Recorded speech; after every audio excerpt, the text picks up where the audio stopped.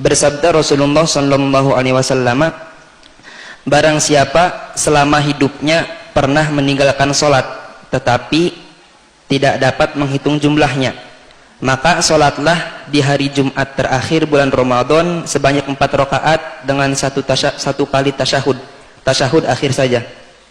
Tiap rakaat membaca 1 kali Fatihah, kemudian surat Al-Qadar 15 kali dan surat Al-Kautsar 15 kali.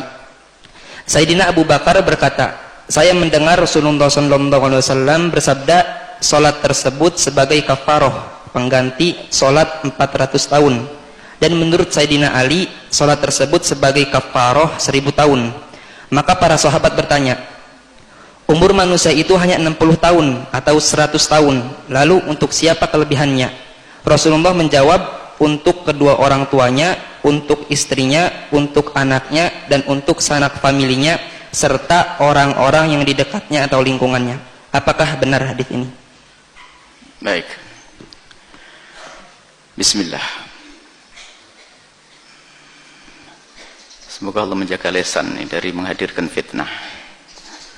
Ini memang hal gitu paling enak tidak dipertanyakan. Tapi karena sudah ditanyakan harus dijawab. Dan langsung kami tidak akan menghadirkan pendapat saya. Baru sekarang akan saya sebutkan referensinya. Selama ini kalau kita menyampaikan urusan fikih, semuanya percaya saya akan ngambil referensi dari orang. Hari ini akan saya sebutkan referensinya dari mana. Yang pertama begini. Sholat kafaroh macam-macam modelnya. Terlepas dari benar tidak, kita akan ada modelnya seperti yang disebutkan, sholat 4 rakaat dengan 1 salam, pertama ini yang 2 Al-Qadar dan sebagainya. Ini sholat 4 rakaat di Jumat Ramadan akhir. Ini adalah satu macam sholat kafaroh. Ada lagi sholat kafaroh yang lainnya adalah sholat 5 waktu di akhir bulan Ramadan. Jadi ada macam sholat kafaroh, ada 3 model yang kita ketahui selama ini. Ada yang kedua adalah sholat 5 waktu. Kalau di Ramadan, di Jumat akhir bulan Ramadan melakukan sholat, habis sholat Jumat langsung sholat 5 waktu. Ini disebut sebagai sholat kafarah juga. Ada sholat kafarah yang dilakukan dengan 2 salaman dengan bacaan ayat macam ini ada. Jadi ada 3 model sholat kafarah. Baik, langsung saja. Kalau sholat kafaroh yang 4 rakaat dengan 1 syahadat itu, dengan apa? Satu salaman dengan baca ini, para ulama menjelaskan bahasanya ini hadis tidak ada, tidak dibenarkan.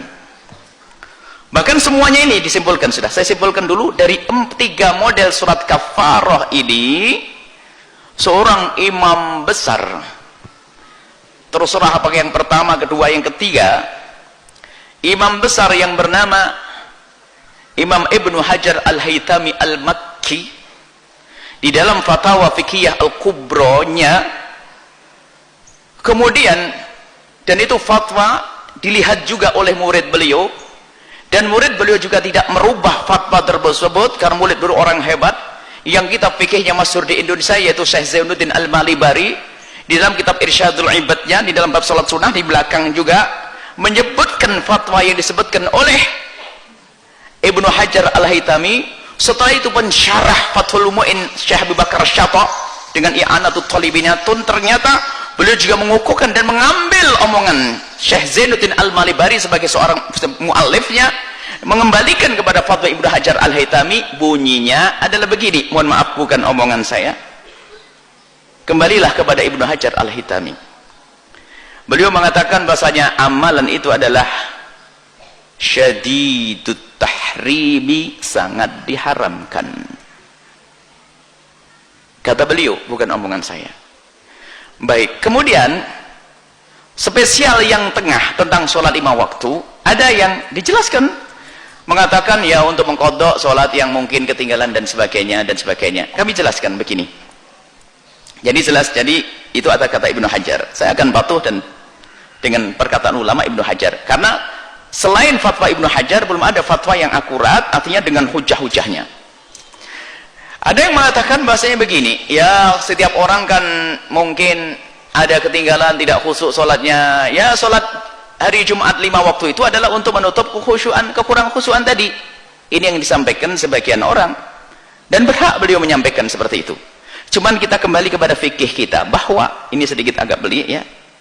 Dan ingat, yang berbeda, kalau anda bersama kami tidak usah mencaci yang lainnya dulu, tidak usah mencaci. Yang berbeda itu bukan omongan saya.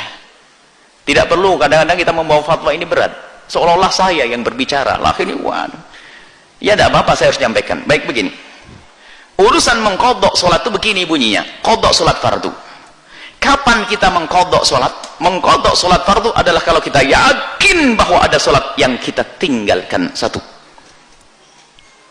dan tahu bilangannya. Yang kedua adalah kita yakin meninggalkan tapi tidak tahu bilangannya. Ini sering saya ditanyakan, Buya, saya masa muda saya sering meninggalkan sholat. Yakin, cuman dia tidak ngerti bilangannya. Maka yang kedua ini boleh mengkodok tapi dikira-kira dulu. Kira-kira berapa umur, berapa haidmu? Haidku umur 14, ini hitung. Umur 25 baru sadar, ya 10 tahun dihitung. Berapa kali dihitung, baru nanti sholatnya yang dikodok itu. Yang ketiga adalah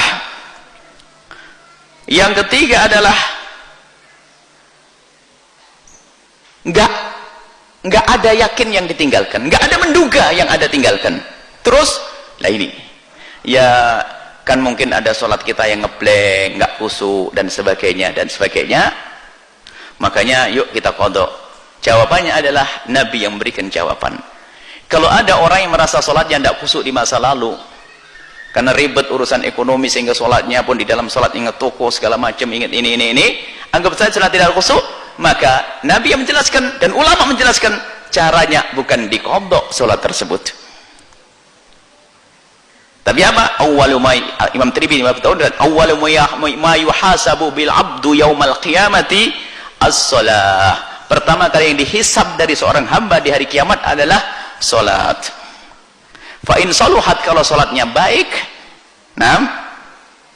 najah, maka dia beruntung. Wa in fasudat, kalau rusak salatnya, khaba wa khasir, dia akan merugi. Wa in nintaqasa, kalau ada yang kurang, min faridatihi, dari sholat fardu yang dilakukan, dari semua fardunya, qala Rabb, Allah bersabda firman, unduru, hai malaikat, lihat, hal li abdi, apakah hambaku ini punya mata tawa'a, sholat sunnah atau kesunnahan, yakmulu biha man takhasa min faridatihi, yang bisa menyempurnakan kefarduannya, yang menyempurnakan kefarduannya. Nah, para ulama memahami bahasanya, kesimpulannya setelah itu apa? Qobliyah ba'diyah kita itulah yang menyempurnakan kekurang khusyuan kita di dalam sholat, bukan mengkodok, bukan mengkodok. Inilah yang bisa kami hadirkan. Nah, ini kami hanya menyampaikan cara mengkodok. Adapun fatwa sholat kafarah tadi, sholat baro'ah menurut Ibnu Hajar bahasanya, tapi isinya adalah sholat baro'ah menurut Ibnu Hajar al-Haytami adalah juga sholat kafarah tersebut. Kata beliau seperti itu, syadidatut tahrim, sangat diharamkan. Saya lepaskan, saya kembalikan dari Ibnu Hajar al-Haytami, silahkan ya. Semoga Allah mengampuni kita dan menjaga agar Allah menjauhkan kita dari fitnah perselisihan. Dan hamba Allah termasuk kami yang lemah ini tidak akan mampu berbicara kecuali sebatas kemampuan kami, dan kami sampaikan kepada semuanya, itulah yang saya ketahui, dan selebihnya saya belum tahu. Jangan dihukum saya dengan sesuatu yang saya tidak tahu. Itu sepengetahuan kami, yang saya fahami ya seperti itu, dan yang saya baca dari guru-guru saya seperti itu. Wallahu a'lam bissawab.